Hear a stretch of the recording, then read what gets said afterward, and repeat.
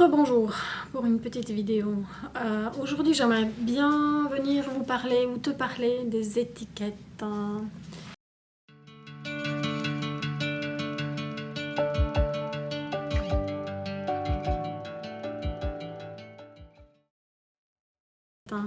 Mais les étiquettes sont aussi assez révélateurs de comment nous nous plaçons dans nos communautés, comment nous nous repérons. D'ailleurs, c'est comme ça.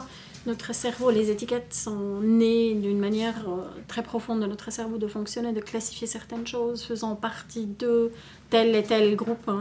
C'est aussi ce qui nous permet en fait de pouvoir vivre, survivre, traiter beaucoup d'informations, traiter notre vie de tous les jours. Malheureusement, quand vous travaillez un petit peu dans ce que je qualifierais le New Age, le spirituel, si vous êtes dans des modalités de guérison, des modalités de soins qui ont à voir avec l'énergétique, il y a une manière d'en parler qui sont très dommageables et dangereuses. Dangereuse parce que nous commençons justement à nous attacher très très fortement à ces étiquettes et nous allons revendiquer certaines étiquettes pour nous. Donc en soi, oui, c'est pas quelque chose de profondément négatif. Ça devient négatif quand c'est combiné avec, en tout cas pour ma génération, qui a grandi dans un certain système éducatif qui était encore très très redevable à ce qu'on appelle aussi l'éducation noire.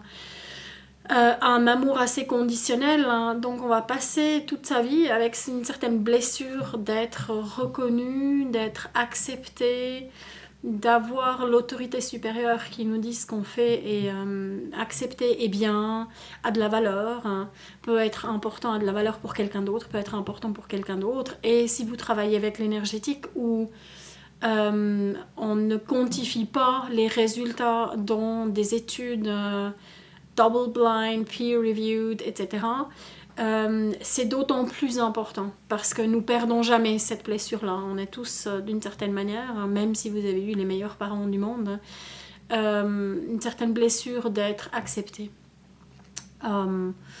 Donc, c'est comme si à chaque fois, vous mettez au concours la position de quelqu'un qui vous valide. Le problème avec ça, c'est qu'il y a plein de personnes qui vont vous valider pour pouvoir...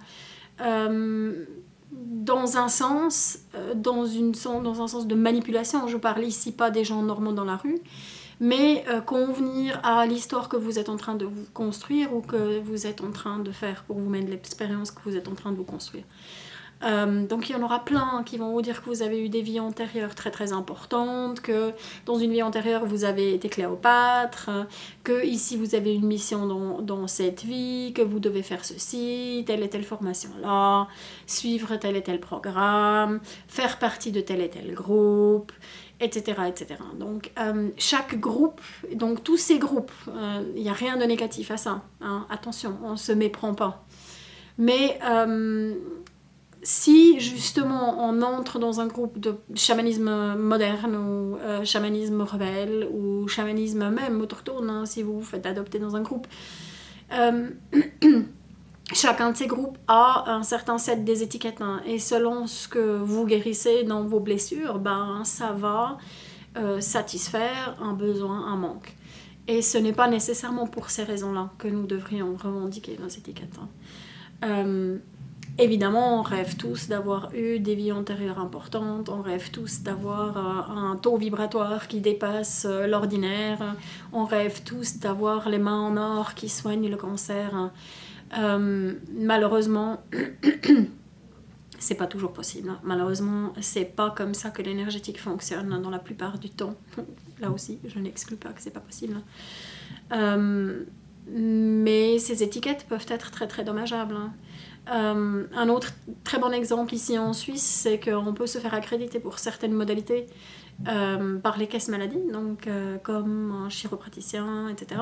On peut aussi, dans l'énergétique, il y a certaines modalités qui sont acceptées et où les clients vont se faire rembourser. Mais c'est pas que ça, si vous vivez ici comme ici en Valais. Il y a beaucoup de personnes qui vont jamais venir chez vous si vous n'êtes pas accepté par les caisses maladies. Donc, c'est souvent une question qui revient aussi avec le travail des Moon Mothers, de savoir est-ce qu'on est accepté par les caisses maladie, est-ce qu'on est accrédité, ceci et cela. Et ma réponse à ça, c'est toujours la même, c'est les étiquettes. Hein. C'est pourquoi tu veux être accrédité par telle et telle caisse maladie, par tel et tel système, qu'est-ce que ça t'apporte et pourquoi. Et très souvent, si vous êtes dans un cas de femme, hein, ce qui ressort, c'est que c'est ça qui va nous sauver, c'est ça qui va faire que cette fois-ci, dans cette incarnation-là, on va pas se faire brûler sur le bûcher parce que on a eu tel et tel... parfois, c'est même dans les cabinets, c'est suspendu, hein, qu'on est accepté par les caisses maladie. Telle et telle caisse maladie va pas nous brûler parce qu'on est quand même une modalité acceptée. Donc voilà, ces étiquettes, c'est compliqué. Ces étiquettes, ça satisfait quelque chose de très très profond en nous. Et j'ai eu une discussion très très intéressante avec une copine l'autre jour là-dessus, à savoir des formations, etc. Qui je suis, qui on est en dehors de toutes ces étiquettes. Hein. Est-ce que c'est une formation qui va nous dire qu'on a des dons en pendule, en magnétisme? Non, c'est pas cette formation-là. Alors, encore une fois, hein, ne nous méprenons pas. Allez faire cette formation parce que vous voulez tout savoir, ce qu'il y a à savoir sur le magnétisme, pourquoi, comment ça agit sur vous, comment ça agit sur votre environnement, comment on peut changer des lignes, des voûtes, comment on peut travailler avec des chemins. Mais ne va pas faire cette formation parce que tu as quelque chose à combler ou parce que quelqu'un t'a dit tu as du magnétisme, tu vas faire quelque chose, tu dois donner ton don à quelqu'un d'autre. Hein. C'est pas ça.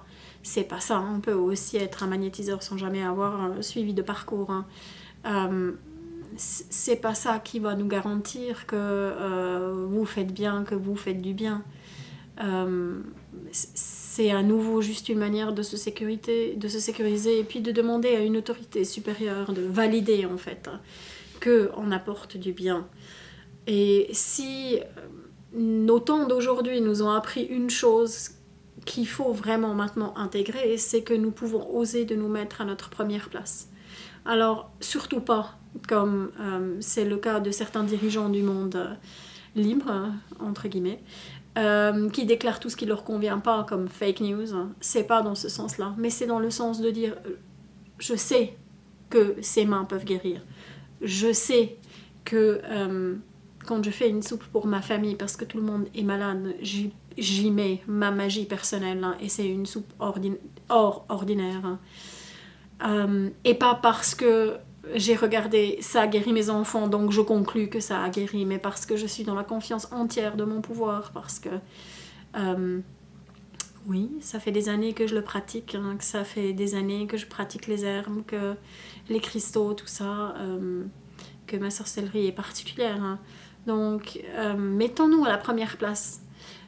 Surtout en tant que femme, nous avons un chemin à découvrir là-dedans, d'oser nous mettre à la première place et de dire non, je ne vais pas faire ainsi ou comme ça, ou faire cette décision-là parce que ça ne me fait pas du bien dans mon corps, j'ai pas tel et tel élan, etc. Donc les étiquettes, on adore être la sorcière du coin, faire telle et telle chose, tel et tel rituel. Bien sûr, hein, moi aussi j'aime parler de mes étiquettes, hein, mais faisons attention à ce que nous mettons au concours parce que la vie a toujours tendance après à remplir ses mises au concours et nous envoyer après des conflits et nous envoyer des personnes qui profitent en fait de nos faiblesses. Hein. Donc attention, parce que ça, c'est le meilleur chemin vers des gourous, vers des enseignants qui vont abuser de leur pouvoir sur vous, de plein de manières possibles et inimaginables hein, et imaginables. Donc, attention aux étiquettes. Et si vous en revendiquez une étiquette pour vous, chacun de vous, revendique-la pour toi parce que tu vas l'habiter et parce que c'est quelque chose qui sort de ton fort intérieur et parce que tu ne peux plus survivre sans faire cette étiquette la tienne. Dans ce cas-là, ça ne devient pas une étiquette, mais un chemin. Merci de m'avoir écouté. Je vous souhaite une excellente journée. À la prochaine fois. Bye bye.